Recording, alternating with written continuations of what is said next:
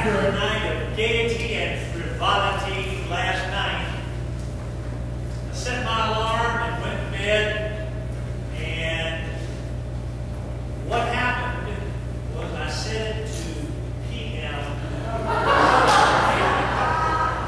At 5:15, I woke up and said, wow, I've got another 15 minutes to sleep. At 7:06, I woke up and said, well, I won't repeat what I said. So anyway, you get what you get. Thank God I bit the bulk of my sermon yesterday.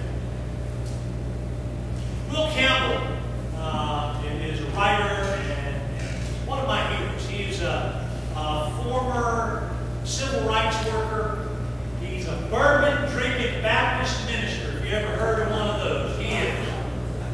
Well, and the story behind that is that he was in an Episcopal church. He keeps jumping in and out. There, Mike's got to work in it. Rest my voice.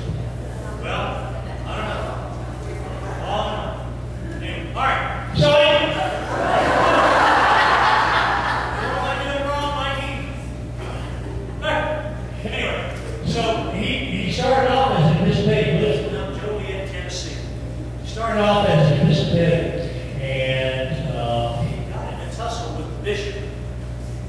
Those of you who are long-time Episcopalians, you remember way back yonder when there wasn't a priest, that a lay reader would do morning prayer, and the lay reader would read a lay reader's sermon that was produced by somebody else. Well, Will told the bishop that he really didn't want to do that because that discouraged the work of the Spirit. Well, he got deposed as a lay reader and left the Episcopal church and went to the Baptist church. Well, of course, the issue with that was he got there and he was a liberal in terms of his interpretation of the Scriptures. And so he was harassed by his colleagues because he was liberal in his interpretation. He was not a fundamentalist like the rest of them. And so they challenged him. What he finally said is, he said, all right, if you fulfill 2 passages of Scripture, I will become fundamentalist. The first one is Luke 4:18, which is, release all the prisoners from the jails. The second one was Mark 10:21, part of our gospel passage today. Sell all you have and give to the poor, and come and follow me. Well, to this day, Will Campbell is still a liberal Baptist. He is not Baptist. Well, now the truth is,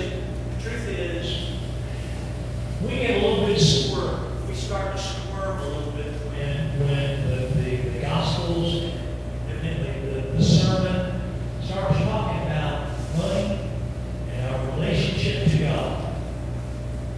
It sort of makes us squirm a little bit.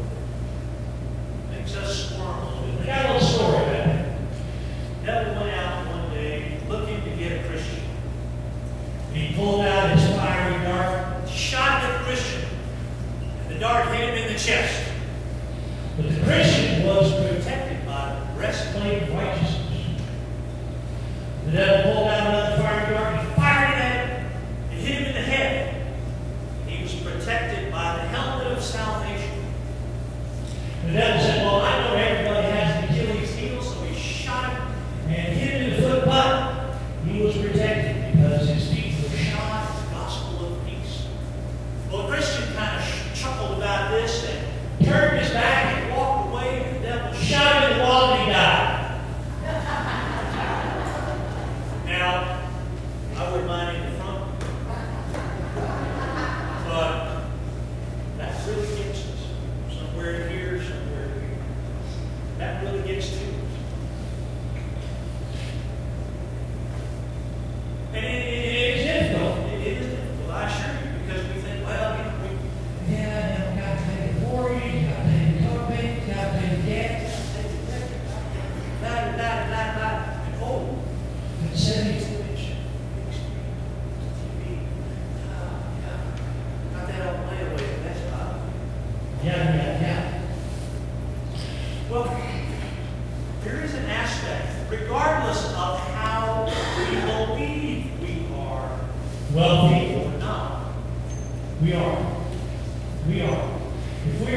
in this room, compared to 90% of the world, we are wealthy.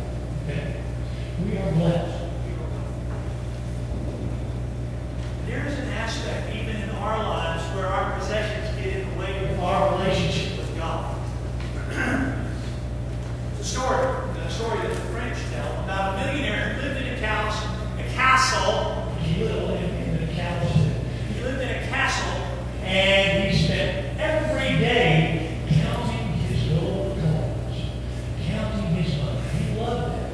Well, right beside the castle, there lived and worked a cobbler. And the cobbler, day by day, fixed people's shoes and sang and sang and sang. And he loved to sing. Well, the rich man was annoyed by this singing, and so what he did was he called the cobbler in, and he gave him some gold coins. And initially, the cobbler was ecstatic. He was delighted. He took the coins and he put them under his mattress, and he went back to do his cobbling, and he thought, it's not a very good hiding place. He took the coins and he buried them in his backyard. He went back to cobbling, and he said, "Oh, that's not really that good a place." So he went and got the coins, put them up in the attic, and hid them in the attic. And he went back, and this went on for weeks and weeks and weeks, and the cobbler realized that he no longer sang. He realized that what he did was he took the gold coins and he took them back to the rich man, and he said, "Here are your coins. Give me back my song." And what that says to me is that there is an aspect of our singing, Lord song, can be interrupted by those things that we possess, or those things that possess us.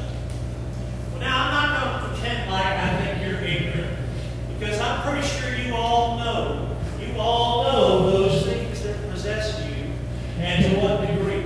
And so I'm not going to pretend that y'all are ignorant. I think that y'all can figure that out yourself.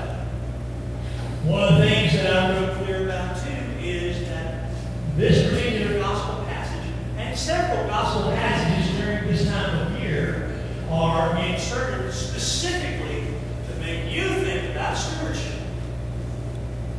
Make you think about that time when the church asks you for the 9-pound treasure. Well, it's all right, Shelley, isn't it? It's actually. So I'm not going to pretend like y'all don't understand that stuff, because it is.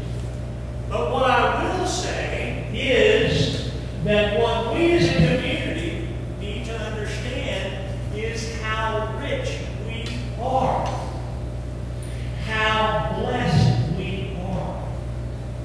Now today, as an example, we're wearing pink in honor of Presidential Awareness Sunday.